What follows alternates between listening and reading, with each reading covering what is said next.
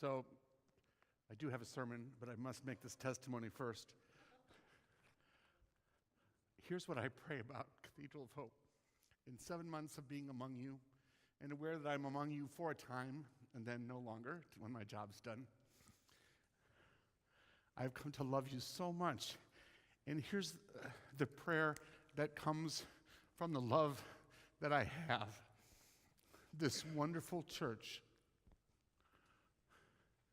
and its biggest chain is racism. Not conscious, not intentional, and hardly unique to the church, the city, the world. But my prayer, and I pray this every night, God, help Cathedral of Hope to be as diverse as its vision is broad. Help Cathedral of Hope to be as diverse racially, culturally, age-wise, but I have to admit, I start with race.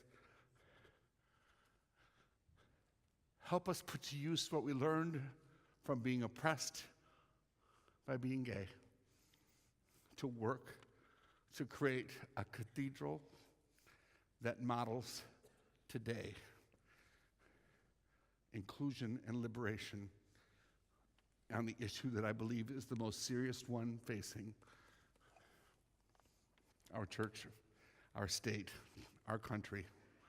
So I'm telling you this because I'm sharing a private thing, really, with a couple hundred people, that this is what I pray about you because I love you so much. I really do. And when the gospel choir got up in the middle of that last song and joined the voices of hope on the chancel, I had a moment of what I could only describe as prophecy. Prophecy is when we see the future.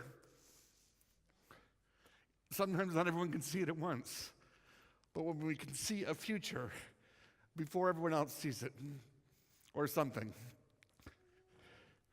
When I saw the voices of hope joined by the gospel choir, it came to me in a flash from God, I swear, this is what you've been praying for. Look, take it in, because I want you to see a glimpse now of what the church will look like someday.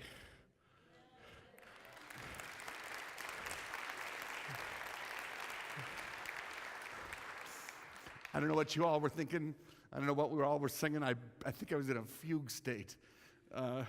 I was so happy to have lived to see this moment because it made me so happy, even just for the few minutes that you were singing, that I surrendered totally to Spirit. That's what's going to happen here at Cathedral of Hope when we surrender to Spirit completely. The things that we pray for about our church are going to happen. Do you see that? Do you believe it? I know someday you're going to say that Polish guy from California with all his weird left-wing ideas. You know what?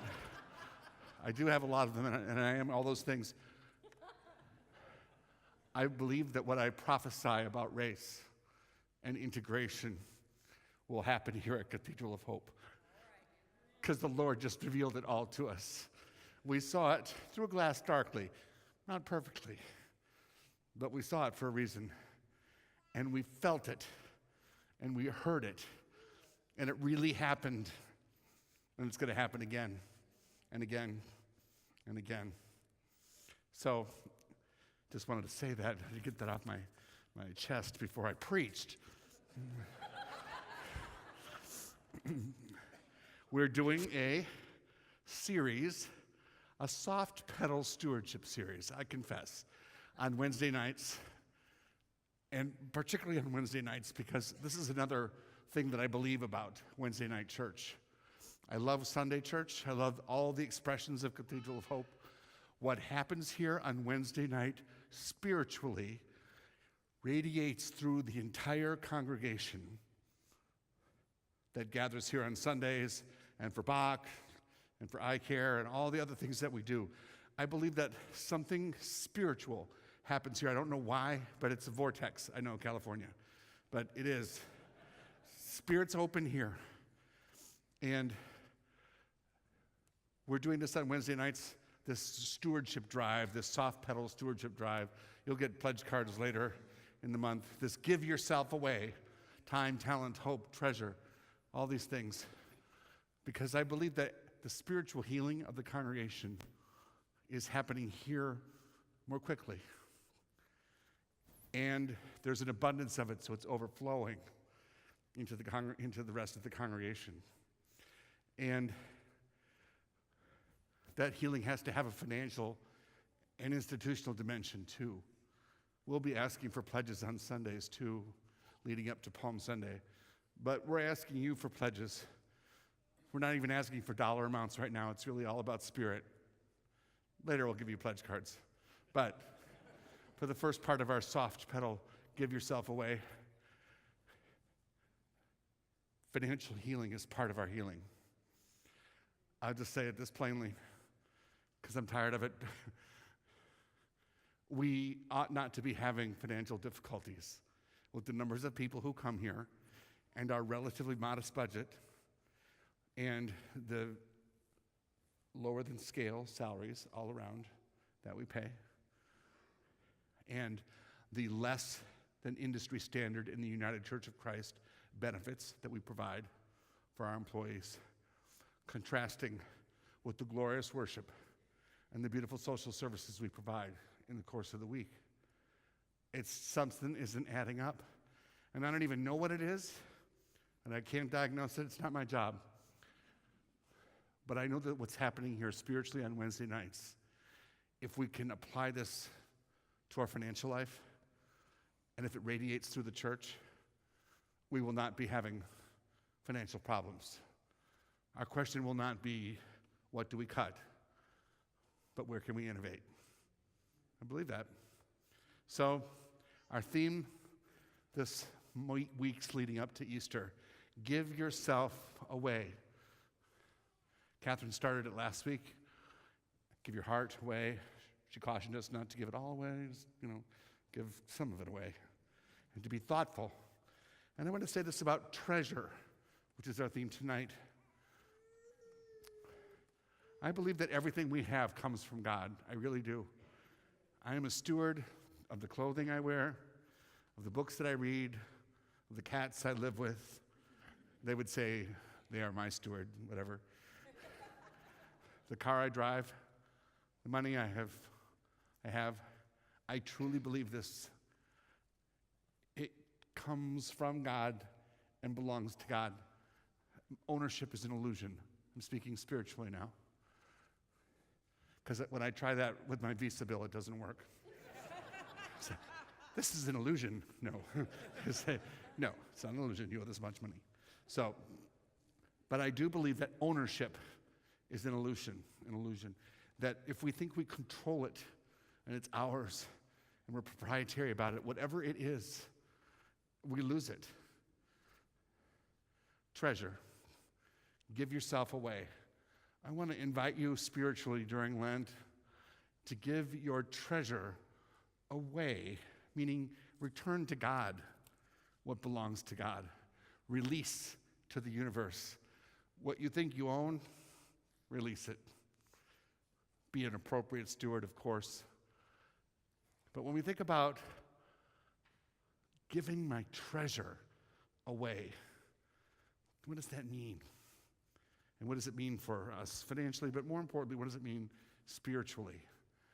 I believe that we are being called to give all that we have back to the source. And that part of that is our treasure. Now, what you treasure is going to be different for each person. It's too obvious to say it's just money. Here's the scripture I want to use from 2 Corinthians 4 into chapter 5. But we have this treasure in earthen vessels to show the transcendent power that belongs to God and not to us. We are afflicted in every way, but not crushed, perplexed, but not driven away to despair, persecuted, but not forsaken, struck down, but not destroyed, always carrying in the body the death of Jesus, so that the life of Jesus may also be manifested in our bodies.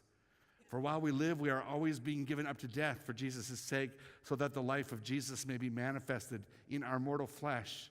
So we don't lose heart. Though our outer nature is wasting away, our inner nature is being renewed every day. For we know that if the earthly tent we live in is destroyed, we have a building from God, a house not made with hands, eternal in the heavens. Here, indeed, we groan and long to put on our heavenly dwelling, so that by putting it on, we may not be found naked. For while we are still in this tent, we sigh with anxiety, not that we would be unclothed, but that we would be further clothed, so that what is mortal may be swallowed up by life. The one who has prepared us for this very thing is God, who has given us the Spirit as a guarantee. Paul's topic sentence: we have a treasure in earthen vessels. In 1st and 2nd Corinthians 4, he is addressing what it means to be criticized for being an imperfect ambassador of the gospel. Some people are saying to him, who are you to get up and talk to us about spiritual matters? Others are saying to him, we love how you talk, but what are you saying? What are you talking about? And Paul says this: we have this treasure in earthen vessels. Here's how he accounts for how it is possible that something which is less than perfect can still be a credible messenger for something that is liberating and true and real. The treasure that Paul refers to as the gospel, the story of liberation, the story of the people of Israel going from slavery in Egypt to freedom in the promised land, the story of passing from death to life, the story of Jesus who was dragged from judgment hall to judgment hall and held in great contempt and debased at every turn, every time he took a stand for integrity. And yet, though they crucified him, he lived. That gospel, the one that says nothing is stronger than love, and love is stronger than death. That's the treasure. And the earthen vessel, in a very particular way, in 2 Corinthians, is Paul. He says, I know it's greater than me. I know I don't live up to it every day. I know I disappoint and fall short, but that does not detract from the treasure that I carry in my body and offer at every opportunity. The gospel is a treasure entrusted to us to give away. We don't own it. We can't control it. It has an irrepressible character, so that even when you think racism cannot be overcome because it is too big and too large, and there has been too much acquiescence to it from every person involved or affected by it, it is so deeply ingrained in us, we can't possibly change, then the treasure shines out of the darkness and shows us something that says change is not only possible, it's inevitable, and it's happening right here, right now. It doesn't have to be perfect. We don't measure perfection or quality by length or endurance or even eternity. We measure it by truth. So here's how I learned about the beauty of treasure in earthen vessels. This passage was nearly impenetrable to me as a child and as a teenager. It wasn't till in my 20s when I encountered many people my age who had worked very hard to achieve liberation. We'd come out, we'd built our perfect community in places like Greenwich Village in New York and the Castro district of San Francisco, and I was part of one of those liberation communities, and we gloried not in the treasure, but in the earthen vessel. Partly, I speak now of the cult of the beauty of the body that was such an important dimension of gay culture in the 1970s and 80s. And I say this not with judgment, because in order to be liberated from hating our bodies, we had to learn how to love our bodies. And sometimes we went a little too far. Oh, gay people going too far? I'm shocked. I love the sound of our future in church. Let me just say it. I'm a preacher who says, someday your turn. Right now my turn, but someday your turn.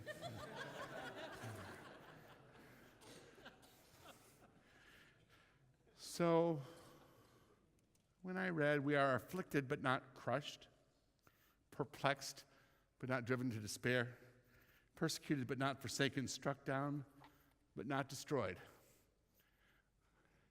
These words brought comfort to me when I, along with many of my friends, you will find this hard to believe now, but I will tell you the truth. I used to spend 90 minutes a day in the gym all through my 20s and 30s, and I don't regret a minute of it because I was learning to love my body, reclaiming it from the homophobia that was deeply embedded in me. And my female friends have told me there are similar ways in which hatred of the body is deeply ingrained from an early age. And we have to do whatever it is to free ourselves from that terrible heresy that the body is a bad thing. Nothing wrong with earthen vessels. They just don't last forever. But they can be very pretty for a time.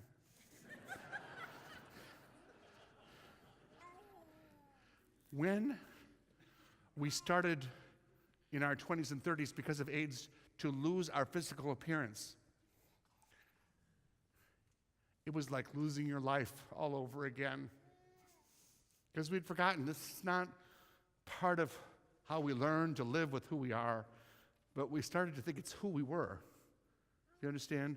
We worshiped the earthen vessel, losing sight of the treasure within. And then something happened, and we snapped out of it and learned to love not on the basis of outer appearance,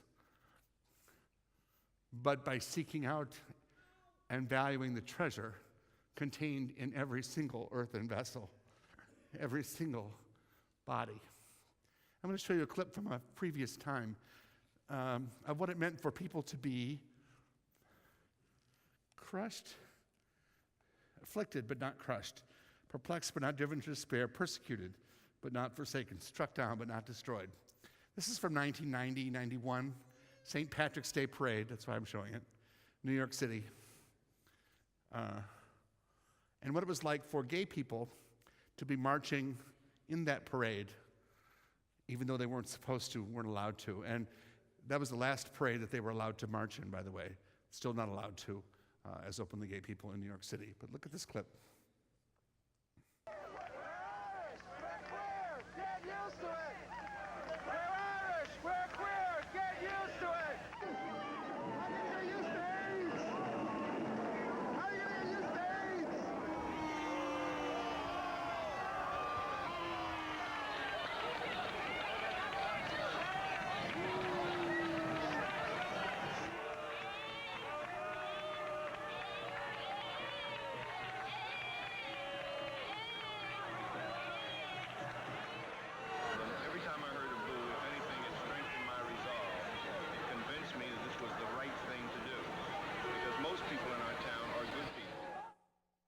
So at the end there, you saw, I have a Polish name, but truthfully, I'm ethnically Irish. I was born to Irish parents. That could have been my grandmother, though my grandmother would never be like that. Did you see her yelling, AIDS, AIDS, AIDS, like it was the worst thing that she could imagine or call them. Where does that come from? What deep, hurt, horrible place causes someone to do that? And then Mayor Dinkins saying, I knew, because he marched with the gay people. He said it reminded him of when he was in civil rights marches in Selma, Alabama. But I loved the proud Irish gays. People were saying nasty things, and they we're Irish, we're queer, get used to it. We found that place in ourselves. And I'm saying this because I think right now we might have forgotten collectively, because things have gotten better, somewhat better, that we have a tremendous capacity to resist evil and self-hatred, and an enormous treasure within that allows us to thrive even in the midst of great persecution. And because the persecution isn't as visible, I think we've gotten a little soft on commitment. I'm just going to name it. I think we've gotten things are a little easier for us, so we are less committed to the work of liberation, our own and to others. Paul said, we have this treasure in clay jars. It's another phrase that is used. And he talks about what it's like to not lose heart, even though our outer nature is wasting away. Our inner nature is being renewed every day. For we know that if the earthly tent we live in is destroyed, we have a building from God, not made with hands, eternal in the heavens. I have held the hands of many people as the moment when they leave the earthen vessel for that home in eternity, that beautiful temple not made with human hands. And there are sighs and groans, not for sadness, but for joy.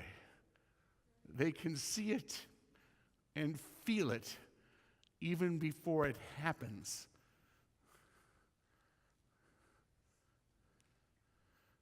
We have a treasure in earthen vessels, our souls, our spirits.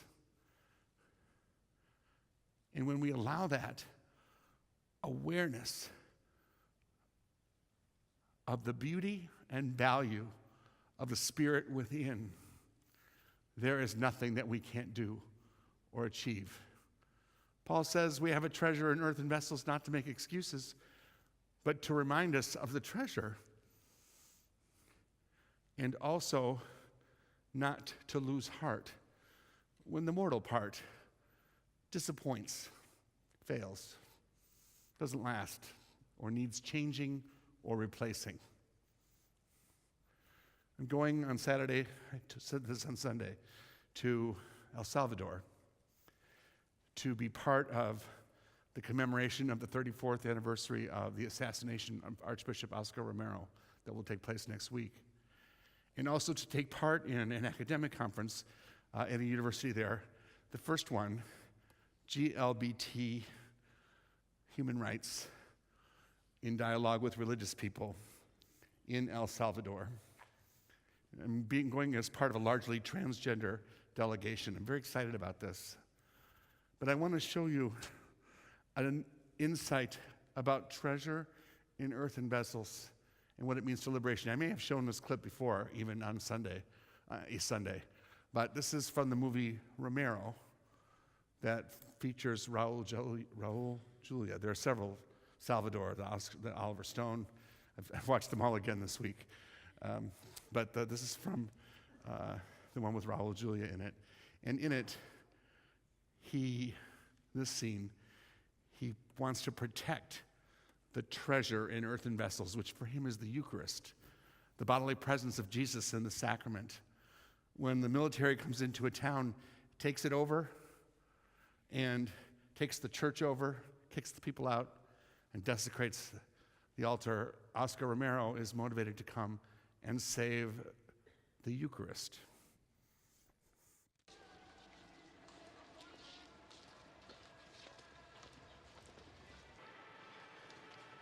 We are here to remove the Blessed Sacrament while the town is occupied.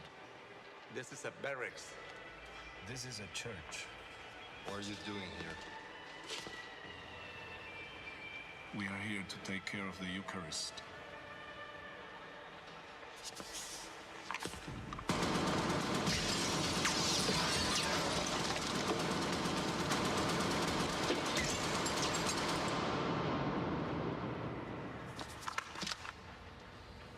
Now get out of here.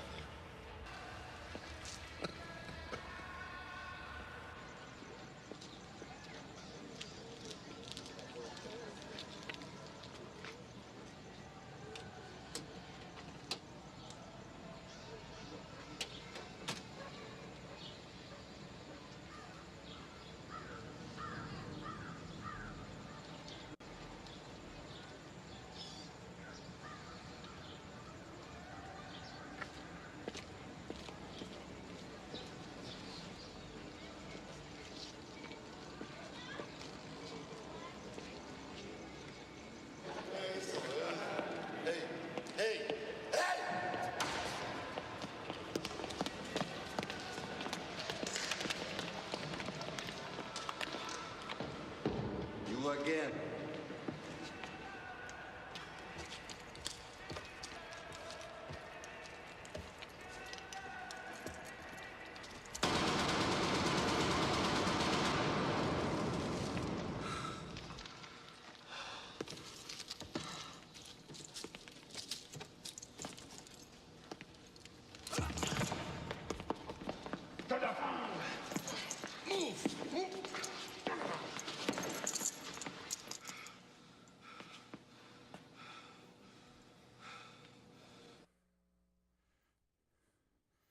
I love this scene because I do believe that Jesus is verily present in the sacrament of the altar. I really do.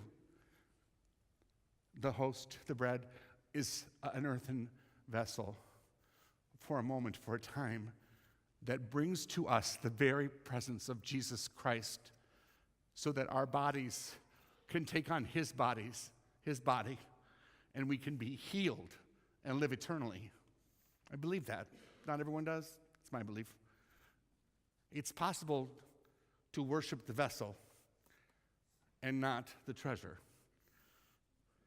Oscar Romero, at first, was driven by his love for the vessel. That's why he went into the church the first time, to prevent its desecration. But when he walked out and saw the people of the town and saw their faces, he remembered the treasure. And in order to make his stand of solidarity with them and against the military, he went back into the church to gather up the crumbs of bread from the altar, but really to claim the treasure. And that treasure was his own life that he gave away freely for the people of El Salvador. That kind of awareness of the treasure and being willing to give it away freely, thoughtfully, carefully, but with abandon. That's what I'm asking you to think about spiritually in relation to treasure, your treasure, and Cathedral of Hope. See, people, we have this treasure in an earthen vessel that we call Cathedral of Hope. We don't need to worship Cathedral of Hope, but we ought to treasure what it holds, the Spirit of God and our spiritual lives. This is our tabernacle. This is where God meets us, where the human and divine spirit are one. So I won't belabor it, but the tabernacle needs some support. More importantly, we have a treasure to care for. So when you think about your financial giving, think of this place as your treasure. Jesus said, where your treasure is, will your heart be also. This place is our treasure. I'm not making an idol of it. I'm telling you what I've experienced here. And I experience here every time I come and I work here. I mean that. I hope that you will feel compelled from a place of pure volition, never, ever from coercion, to give yourself away, including your treasure, so that we can continue to have this beautiful vessel. Amen.